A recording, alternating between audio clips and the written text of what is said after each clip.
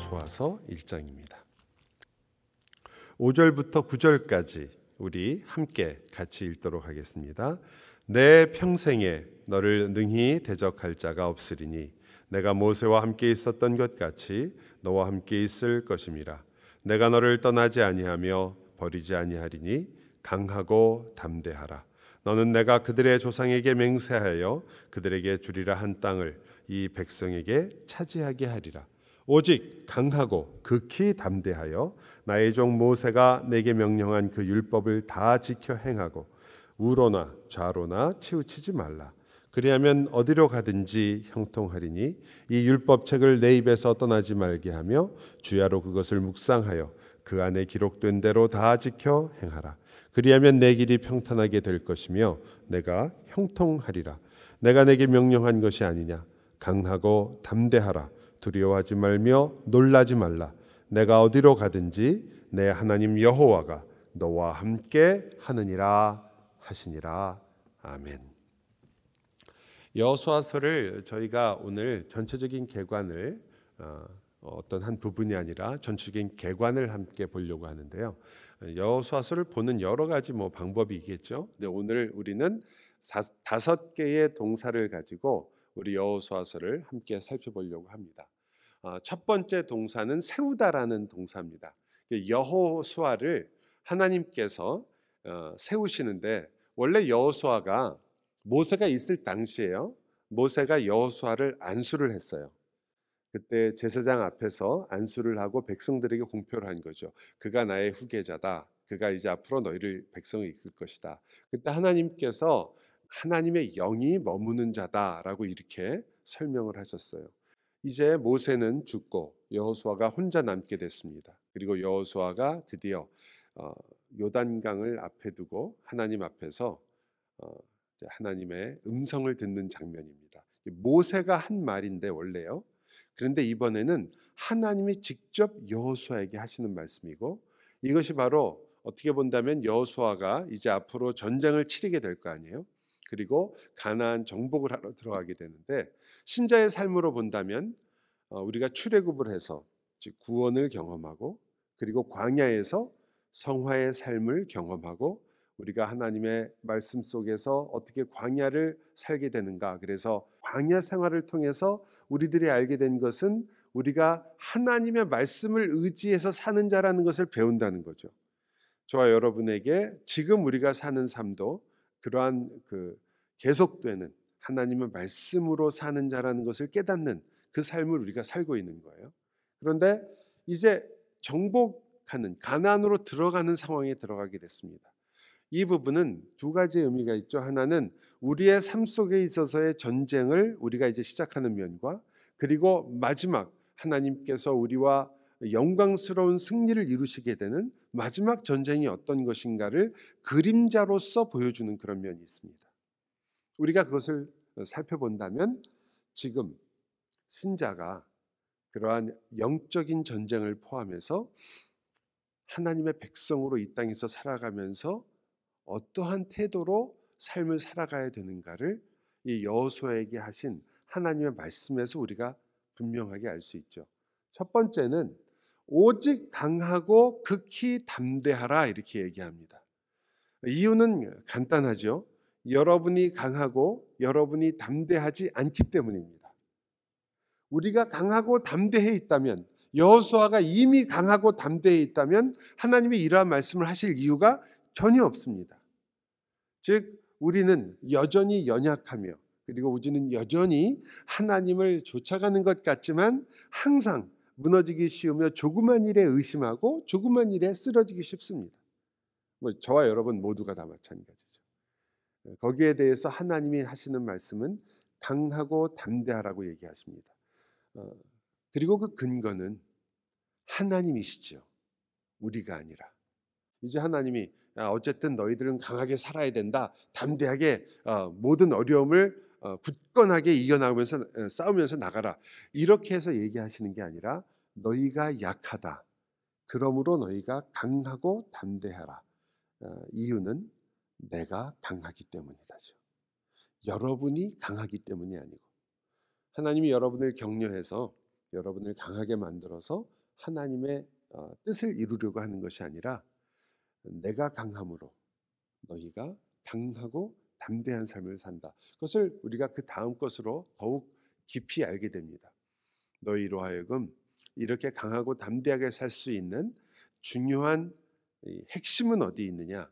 하나님의 말씀으로부터 떠나지 말라. 주의 말씀이 바로 우리의 모든 힘의 근거가 되는 것이다. 마지막으로 하시는 말씀이 내가 너와 함께한다. 저희가 팬데믹을 맞았건 혹은 팬데믹이 아니라 우리가 일상적으로 아무 일 없이 우리가 2년 동안 3년 동안 계속 살아왔다고 하건 혹은 앞으로도 우리가 어떤 식으로 살아가건 우리의 환경이나 또 우리가 어떤 일을 당했느냐에 관계없이 여러분과 제가 이 땅에서 예수 그리스도의 승리에 동참하며 하나님께서 주시는 이 가나안 땅을 정복하고 이미 주신 약속의 땅을 누리려고 한다면 이 세 가지의 사실을 엄정하게 알아야 합니다. 첫째는 우리가 약하고 여전히 흔들리는 자라는 것을 알기 때문에 하나님을 의지해야 된다는 것. 하나님을 의지하는 것은 말씀에 떠나지 않는다는 것. 말씀을 떠나지 않는 삶이라는 것. 이게 얼마나 분명하고도 그리고 얼마나 우리가 가장 약해지는 부분입니까? 저희가 하나님의 말씀으로부터 얼마나 쉽게 떠나요. 말씀으로부터 떠난다는 말은 여러분이 성경을 매일매일 안 읽었다는 뜻이 아닙니다. 물론 주야로 묵상한다는 말에는 성경 말씀을 가까이 하며 말씀을 읽어야 된다는 뜻도 있지만 그것만을 말하는 것은 아니죠. 그 말씀 속에 있는 그 내용들이 여러분의 삶 속에서 과연 증거로서 나타나느냐 이 말이죠. 하나님의 말씀들이 내 삶에서 어떠한 증거를 보여주고 있느냐. 그리고 여러분이 여전히 우리가 가장 약한 부분, 하나님이 우리와 함께 하신다. 여호수아가요, 이렇게 모세로부터 안수를 받고 이제 가나안으로 들어가기 위해서 요단강에 있을 때 나이가 78이었습니다. 78세예요. 물론 모세도 80세의 부름을 받았습니다. 여호수아는 모세와 계속해서 40년 동안 같이 있었으니까 그가 가나안에서 나올 출애굽할 때 애굽에서 나올 때가 38이라는 걸 우리가 알 수 있죠. 40년이 지나서 78이 됐습니다. 그리고 그는 드디어 가나안으로 들어갑니다. 그 가나안에 들어갈 때 두 번째 동사가 나오죠. 건너다. 이 요단강을 건너는 사건은 그저 단순하게 물을 건너는 사건이 아니라 이 여호수아에서 의하면 이 먼저 2명의 정탐꾼을 보내는 것으로 시작을 합니다. 들어가서 라합을 만나죠. 그때 라합이 했던 말이 여호와께서 하신 일을 우리가 들었다. 애굽이 어떻게 꼬꾸라졌는지, 가나안의 많은 족속들이 어떻게 흔들렸는지, 하나님께서 어떻게 싸우셨는지, 너희가 어떤 일을 했는지를 들었다고 얘기하지 않고 여호와께서 너희를 위해서 하신 일을 우리가 들었다. 그것이 라합의 고백이었죠. 그리고 그 두 정탐꾼이 돌아오게 됩니다. 여러분, 그 정탐꾼 2명은 왜 2명이 갔을까? 물론 항상 증인이 필요하니까 성경은 2명을 보낸 것도 있겠죠. 하지만 여기에는 여호수아가 가지고 있는 삶에 또 하나의 비밀이 담겨 있습니다. 두 정탐꾼은 무엇과 비교되냐면 12정탐꾼하고 비교됩니다. 12정탐꾼을 모세가 보냈는데 그 중에 누구만? 여호수아와 갈렙 2명만 돌아와서 하나님께서 기뻐하시는 자로서의 보고를 하게 됩니다. 저들은 우리의 밥이라. 그것이 12정탐꾼 중에 2명의 정탐꾼의 이야기였습니다. 여호수아는 2명을 보냅니다. 2명이 돌아와서 하는 말이 무슨 말이었죠? 간담이 녹았더라. 저들이 간담이 녹아있다.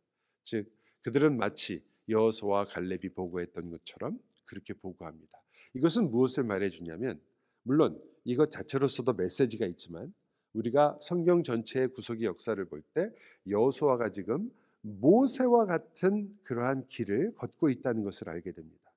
그리고 여호수아는 그러한 의미에서 요단강을 건너게 되죠. 요단강을 건널 때 먼저 모든 백성에게 성결하게 하도록 말합니다.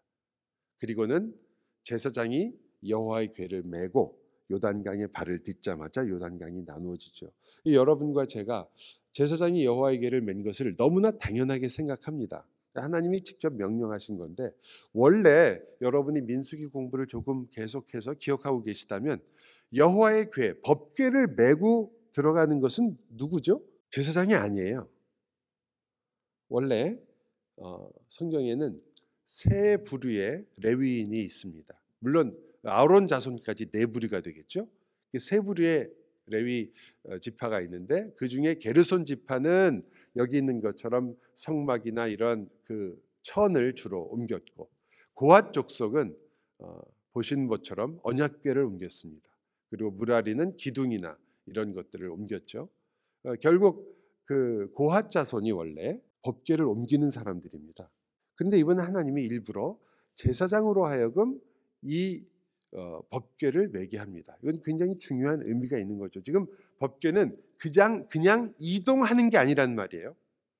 그냥 움직이는 게 아니라 제사장이 맴으로써 이 법궤를 이동하는 것이 의미를 갖고 있다고 얘기하는 겁니다. 자, 법궤가 움직인다는 것은 어떤 의미를 갖고 있을까요? 우리는 대개 법궤가 움직이면은 하나님의 역사가 일어나고 하나님의 능력이 드러나고 이렇게 생각을 많이 합니다. 그러나 법궤 자체가 그런 능력이 있는 것이 아니라 법궤가 가지고 있는 그 의미 때문에 일어나는 일이죠. 자, 법궤 안에 뭐가 들어있죠? 제일 중요한 것은 법궤라는 이름이 붙은 이유예요. 언약궤라고도 부르죠. 뭐가 들어있을까요? 십계명이 들어있습니다. 하나님의 언약인 십계명이 들어있어요. 그 십계명은 과연 무엇을 우리에게 의미할까요? 왜 다른 모든 성전의 기물들, 성물들과는 다르게 이 법궤만은 Holy of Holies, 지성소에 들어가 있을까요? 지성소의 문을 여는 순간 모두가 죽죠. 1년에 한 번 대제사장만이 갈 수 있는 곳이 바로 지성소였습니다. 그것도 뒤에다가 끈매고 혹시 들어가서 잘못되면 죽을 수도 있기 때문에. 왜 그렇죠? 이 법궤, 즉 언약궤 안에 들어있는 율법 아래 서게 되면 모두가 어떤 거예요? 심판과 저주 아래 있기 때문입니다. 율법이 가지고 있는 무서운 심판의 역할이죠. 왜냐하면 우리 모두가 다 하나님의 법 앞에 죄인인 것이 분명하기 때문입니다. 법궤가 우리로 하여금 속죄와 그리고 하나님의 임재를 우리들에게 경험하게 하는 때는 오로지 그 시은좌, 즉 법궤 위에 있는 은혜의 덮개 위에 있는 뿔에 피를 바르고, 그리고 그 피를 바른 그 덮개가 있을 때에 하나님께서 그 위에 임재하시고 이 속죄의 제사, 그리고 우리가 알고 있는 이 대제사장이 들어가서 하나님 앞에 제사를 드리는 그 제사의 의미가 완성되는 것이었습니다. 법궤가 나간다는 말은 그러니까 어떤 의미냐면 심판이라는 의미가 되는 거죠. 요단강이 갈라졌기 때문에 법궤가 능력이 있어서 물이 갈라진 것이 아니라, 지금 요단강이 갈라지는 사건은 어떤 것을 상징하고 있냐면 하나님의 심판과 관계 있는 이야기라는 거예요. 그리고 이 사건은 어떤 사건과 연결될까요? 자, 한번 읽어보겠습니다. 같이 시작. 너희의 하나님 여호와께서 요단물을 너희 앞에서 마르게 하사 너희를 건너게 하신 것이 너희의 하나님 여호와께서 우리 앞에 홍해를 말리시고 우리를 건너게 하심과 같았나니. 요단강 사건이 무엇과 같다고 말하는 거예요? 지금 홍해 사건과 같다고 말하는 거예요.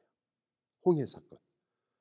요단강 사건은 그냥 이제 요단강이 있으니까 건너가자 이런 것이 아니라, 하나님의 굉장히 치밀한 의도에 의해서 이스라엘이 요단강 동편으로 와서 그 서쪽으로 요단강을 건너가게 하시는 거예요.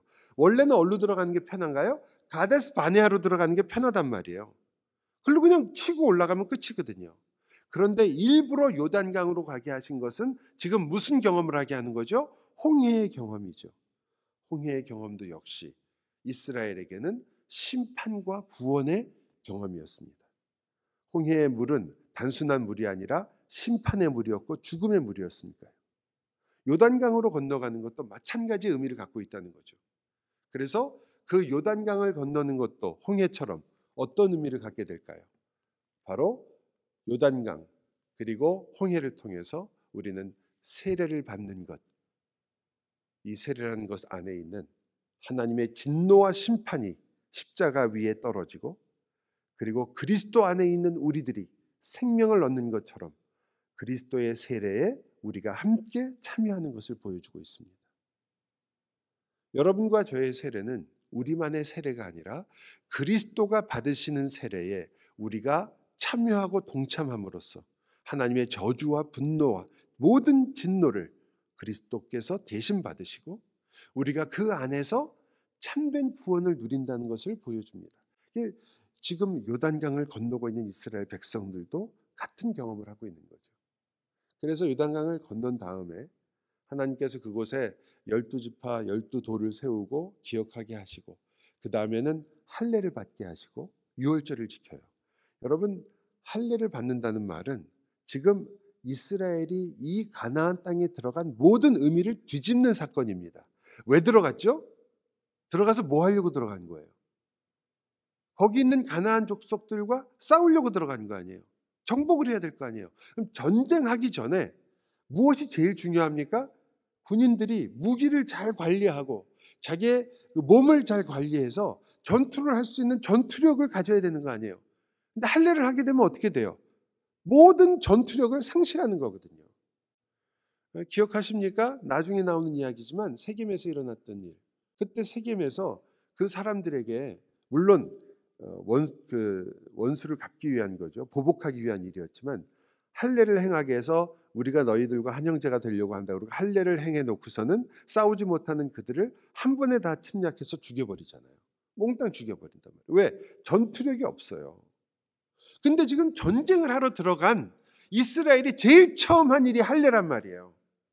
그러므로 이 전쟁은 이스라엘의 전쟁이 아니라는 것을 아주 극명하게 보내준 사건인 거죠. 전투하러 들어갔는데 전투력 제로예요. 이게 지금 이 사건의 본질에 속하는 부분이에요. 그리고 그곳에서 유월절을 지킵니다. 오히려 지금 이스라엘에게 요구하는 것은 하나님께서 너희가 너희의 힘으로 싸우는 것이 아니라 너희가 과연 어린 양을 의지하고 있느냐? 너희가 과연 하나님의 손을 잡고 있느냐? 이 전쟁의 진정한 주체가 누구냐라는 것을 그들에게 다시 알리는 것과 마찬가지라는 거죠. 자, 이 요단강을 건너는 사건 다음에 나오는 동사는 바로 당연히 가나안의 정복인, 정복하다는 동사입니다. 자, 여러분 앞에 두 부분, 세운 것과 요단강을 건너는 사건은 모세의 사건과 굉장히 깊이 관련을 갖고 있습니다. 즉 여호수아는 또 하나의 모세의 역할을 하고 있는 겁니다. 그런데 이제 모세가 하지 않았던 일을 여호수아가 하게 되는데 그게 바로 정복입니다. 세웠고 건넜고 이제 정복을 하게 되는 거죠. 맨 처음 여러분이 아시는 유명한 사건 여리고성과 라합의 사건입니다. 그때 여리고성이 무너지죠. 어떻게 무너졌어요? 제사장들이 거기를 돌고 법궤를 가지고 돌고 그리고 나팔을 불었습니다. 자, 하루에 한 번씩 했어요. 근데 마지막 7일째는 몇 번 돌았어요? 7번 돌았어요. 그럼 몇 번 되는 거예요? 13번 돌았어요. 13번 돌고 무너졌습니다. 여러분이 이 그림이 잘 안 보이실지 모르겠지만 저 무너지는 성벽이 아니라 무너지지 않는 성벽의 창문으로부터 빨간 줄이 하나 내려와 있는 게 보이실 거예요. 보이시나요? 바로 라합이 내렸던 줄이죠. 네, 빨간 줄. 빨간 줄이 있는 그곳은 우리가 진멸하지 않을 것이다. 그래서 그게 구원을 받습니다. 라합에게는 그것이 바로 유월절이나 마찬가지죠. 피의 붉은 줄을 통해서 라합이 구원을 받습니다. 그러나 이 사건과 아주 대조되는 사건이 곧 일어납니다. 그것은 아이성과 아간의 사건입니다. 이 사건은 이제 하나님께서 마지막 정복을 시작하시는 그 정복 전쟁에서 하나님께서 여리고성을 무너뜨렸죠. 돌았기 때문에 무너진 게 아니잖아요. 돌아서는 절대 무너질 수 없는 성이 무너졌다는 것은 돌아서 무너진 것이 아니라 하나님이 무너뜨렸다는 것을 보여주는 사건 아니에요? 그런데 아간이 거기서 하나님께서 그러나 너희에게 몇 가지 중요한 것이 있는 중에 하나가 전리품을 챙겨서는 안 되는데 그 전리품을 챙겼단 말이에요. 아이성에 가서 큰 패배를 맛보게 됩니다. 그리고 그 아간이 어떤 죄를 지었는지가 드러나죠. 여러분, 이 사건은 아주 밀접하게도 사실은 사도행전에 나오는 그 유명한 아나니아와 삽비라의 사건이 나옵니다. 그때도 아나니아와 삽비라가 사실은 사도에게, 베드로 사도에게 다 드린다고 해놓고 절반만 바치고 가지고 있다가 성령을 속였다는 것으로 죽고 말죠. 여러분, 한번 생각해 보면 이것처럼 억울한 일이 없는 것처럼 보인단 말이에요. 아간의 경우도 그렇죠. 아간이 모든 걸 다 가진 게 아니라 전리품 중에 아주 극히 일부를 그저 앞일을 위해서 잠시 숨겨놨을 뿐이에요. 그런데 그것 때문에 죽었어요. 이것은 그 당시에 하나님께서 이런 엄정한 일을 행하신 이유가 무엇일까를 생각하게 됩니다. 아나니와 삽비라도 생각해 보세요. 여러분은 재산의 절반이라도 바쳐본 적이 있나요? 우리들이 아나니와 삽비라를 굉장히 우습게 여기는데, 이거 다 바친다고 그러고 절반밖에 안 바쳐서 성령을 속이다니, 이게 뭐. 그런데 여러분 생각해 보세요. 절반은 바쳤어요. 여러분 하실 수 있어요? 재산의 절반. 아무나 할 수 없죠. 엄밀하게 말하면 얼마나 억울하겠어요. 그러나 그 사건과 메시지는 아간의 사건처럼 하나님께서 이 특별하신 기간에 특별하게 이 사건을 통해서 보여주고 싶으신 게 있는 거죠.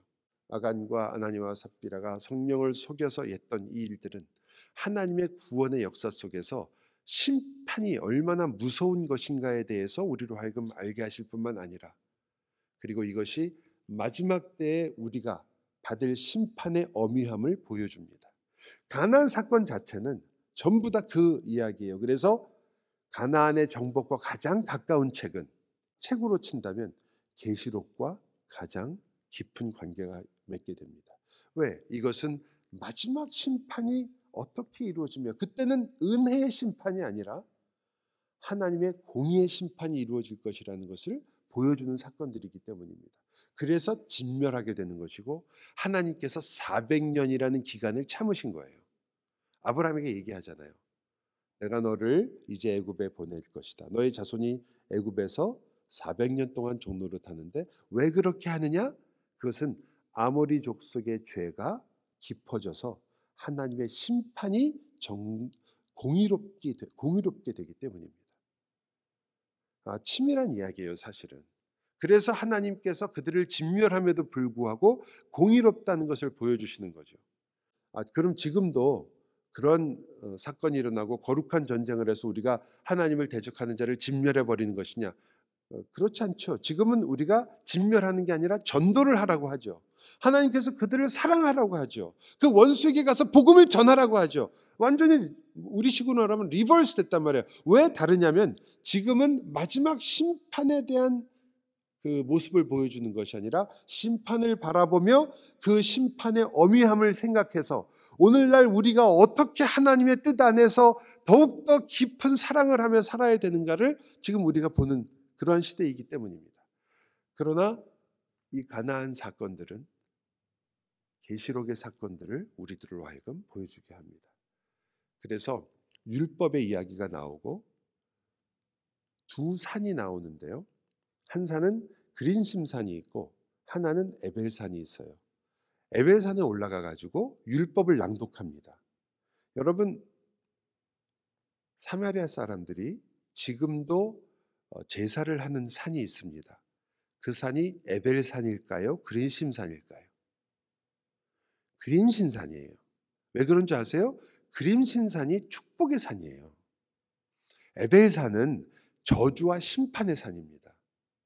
그런데 이스라엘 백성들을 지금 에벨산 쪽에 세우고서는 율법을 낭독하는 거예요. 그 무슨 뜻이에요?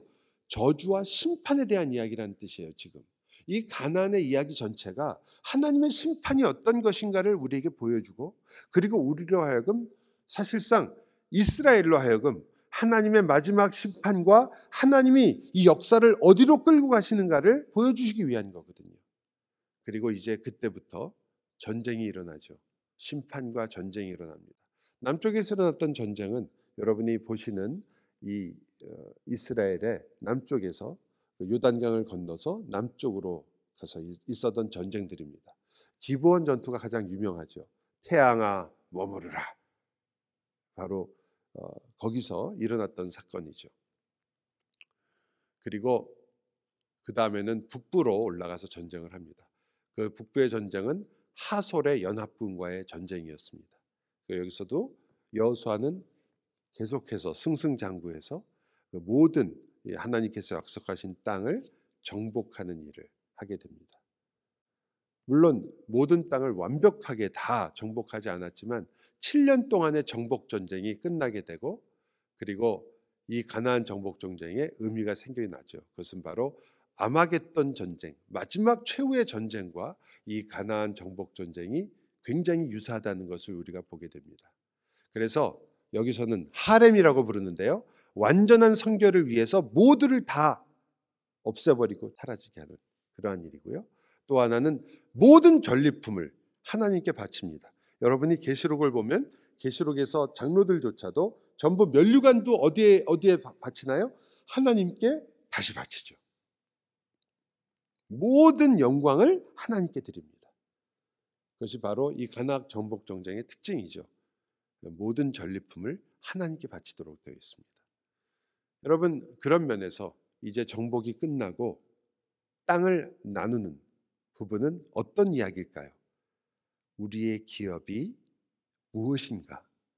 하나님의 백성들에게 심판 이후에 주어지는 하나님이 우리와 함께 누리시고자 하는 천국의 영광과 소망과 기업이 무엇인가를 보여주는 것들이죠. 몇 가지 특징을 가지게 됩니다. 첫째는 가나안과 이스라엘이 어떻게 누구를 상징하고 있는가를 보여주는데요. 그것은 바로 하나님 나라와 하나님의 백성을 보여줍니다. 그래서 그 가나안을 나누는 사건은 사실은 하나님 나라에서 하나님의 이스라엘 백성들이 어떤 기업을 갖게 되는가. 여기서는 이렇게 나눠서 주지요. 므낫세 지파의 땅, 갓 지파의 땅, 르벤 지파, 유다 지파 이렇게 땅을 나눠주지만, 그러나 이 땅을 나눠주는 하나님 나라에서의 땅을 나눠주는 것은 바로 기업이 누구에게 속해 있는가를 보여주는 거거든요. 그래서 가나안은 12지파의 기업이라는 것을 보여줍니다. 그렇죠? 동시에 하나님 나라는 그 백성의 기업이라는 것을 우리가 알 수 있습니다. 이 땅을 나누고 분배를 끝났을 때 여호수아의 나이가 85이에요. 7년간의 정복 전쟁이 끝나고 땅을 나눠주는 거죠. 자, 땅을 나누는 일에 또 하나의 의미는 이상하게도 12지파가 모든 것을 기업으로 받는 것으로 끝나는 게 아니에요. 이 땅을 받지 못하는 지파가 생겼어요. 어느 지파죠? 레위 지파입니다. 레위 지파의 기업은 땅이 아니라 하나님이라고 얘기하는 거예요. 근데 여러분, 레위 지파가 사실은 왜 생겼죠? 하나님의 것이 누구예요? 모든 이스라엘의 장자는 하나님의 것이에요. 그래서 그 장자의 숫자가 레위 자손의 숫자와 레위 지파의 숫자와 서로 맞아야 돼요.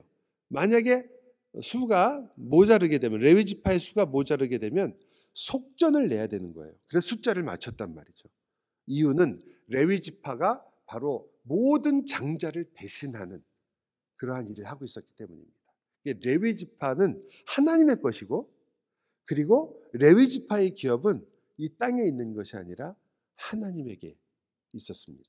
왜 그럴까요?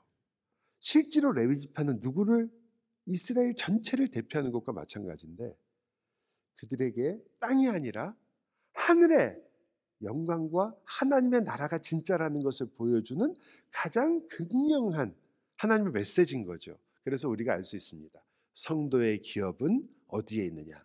이 땅에 있는 것이 다가 아니다. 사실은 성도의 기업은 하나님이시다라는 거죠. 여러분이 앞으로 누리게 될 여러분의 재산은 뭐라고요? 하나님이에요. 여러분은 적어도 주님 곁에 갈 때 의식이 있다면, 여러분이 그때 의식이 없다면 어쩔 수 없지만 의식이 있다면 이것을 꼭 기억하셨으면 좋겠어요. 지금 내가 죽음을 맞이하는 이 순간 나의 소유는, 내 재산, 대차 대조표에서 나온 나의 마지막 결론은 뭐예요? 하나님이에요. 그리스도입니다. 여러분과 제가 가지고 있는 소유입니다. 여러분의 힘이에요. 자, 그게 사실이라면 왜 그걸 그때만 생각하고 그때만 누려야 되나 말이에요. 모든 것을 잃어버리는 순간에 여러분이 나의 모든 것은 예수 그리스도입니다라고 말할 수 있다면 오늘도 말할 수 있는 거 아닌가요? 오늘 여러분이 어떤 상황에 있든지, 내가 무슨 일로 답답하든지, 내 마음이 얼마나 힘들고 어렵든지, 내가 얼마나 답답한 인생 속에 있든지 관계없이 여러분도 오늘도 여러분이 고백할 수 있는 일 아닌가요? 나의 인생의 오늘의 결산은, 오늘 하루의 결산은 무엇입니까? 하나님, 예수 그리스도입니다. 그러므로 나는 평안하며, 그러므로 나는 안식을 누리며, 그러므로 나는 기쁘며, 그러므로 나는 감사합니다.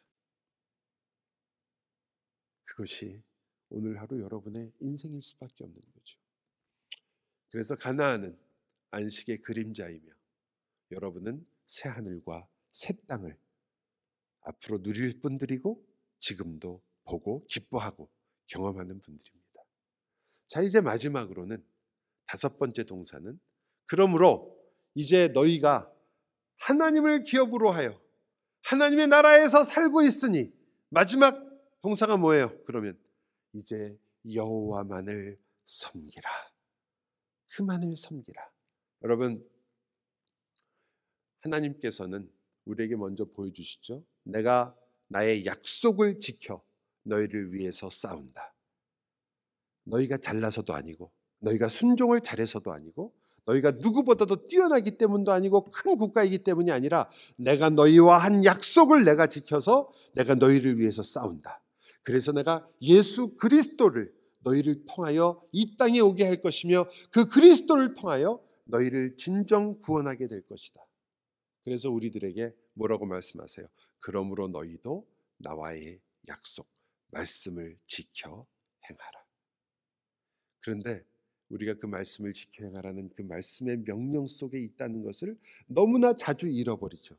그러면 그 말씀을 지켜 행하는 것을 잃어버려서 여러분이 오늘도 하나님의 말씀대로 살지 못했다거나, 혹은 나는 왜 오늘도 신앙적인 진보가 없을까, 나는 왜 이렇게 힘들고 여전히 구렁텅이 속에 있는 것 같을까 했을 때 그 문제를 성경은 항상 이렇게 진단을 해요. 우리는 되게 기분이 나쁘다, 혹은 여러 가지 상황이 안 좋다, 내가 하나님의 뜻대로 살려고 했는데 시험과 유혹이 너무 컸다, 나는 오늘도 참 육신이 약하다, 내 마음은 원이지만 내 육신은 너무 약하다, 왜 하나님대로 살지 못할까, 수많은 진단이 있어요. 성경은 한 가지로 얘기합니다. 여러분이 그때 여러분 속에 있는 진짜 문제가 뭐냐? 우상 숭배예요. 여러분 자신이 우상이 됐거나, 그래서 여러분은 여러분 자신을 너무너무 아끼고 사랑하는 거죠. 내 몸을, 그리고 내가 가지고 있는 것들을 너무나 아끼기 때문에 여러분은 하나님을 사랑하고 하나님의 뜻을 따라 결단할 수가 없어요. 여러분은 여러분 자신의 기분과 여러분 자신이 갖고 있는 감정적인 것을 다치고 싶지 않기 때문에 하나님을 따라가거나 하나님이 원하시는 일을 하지 않아요. 그걸 우상이라고 부릅니다. 여러분의 이익 때문에, 또 우리는 우리가 하고 싶은 일 때문에. 여러분과 제가 하나님의 법을 지키지 않는 것은 여러분이 약해서가 아니라 여러분이 더 좋아하는 것이 있기 때문입니다. 성경은 그래서 우상이라고 얘기하는 거죠. 성경 말씀을 여러분이 안 읽고 못 읽는 게 아니라 성경 말씀보다 더 좋은 것들이 순간순간 너무나 많기 때문에 그것들이 여러분에게 우상이 되기 때문입니다. 기도를 해야 된다는 걸 왜 모르시겠습니까? 그런데 기도를 하지 못하는 이유는 여러분이 게으르고 연약해서만이 아니라 우리가 기도보다 더 좋아하는 것들이 우리 삶 속에서 게으름을 비롯해서 우리 자신을 너무나 사랑하는 모습들이 있기 때문입니다. 그래서 여호수아는 말하죠. 나와 내 집은 여호와를 섬기겠노라. 우상이 아니라 하나님을 섬긴다. 이 말을 다른 말로 표현하면 무슨 말이 되냐면 사랑한다는 말입니다. 자, 이 구절을 저희가 마지막으로 읽고 오늘 공부를 정리를 하려고 합니다. 함께 같이 읽었으면 좋겠습니다. 너희 중 한 사람이 1000명을 쫓으리니 이는 너희의 하나님 여호와 그가 너희에게 말씀하신 것 같이 너희를 위하여 싸우심이라. 그러므로 스스로 조심하여 너희의 하나님 여호와를 사랑하라. 성경이 말하는 사랑하라는 말이 얼마나 대단한 말인지를 저희가 자주 잊어버려요. 여러분, 무언가를 사랑하면 여러분은 다른 모든 것들을 포기할 수 있습니다. 말씀을 내가 이 세상의 어떤 것보다 사랑하게 해달라고. 주님, 제가 원하는 것은 다른 것이 아니라 나를 유혹하는 어떤 것보다 그리스도를, 말씀을, 하나님을 사랑하게 해주시옵소서. 그렇게 해서 이기게 하여 주옵소서. 여러분의 기도와 여러분의 응답이 되시기를 간절히 바랍니다.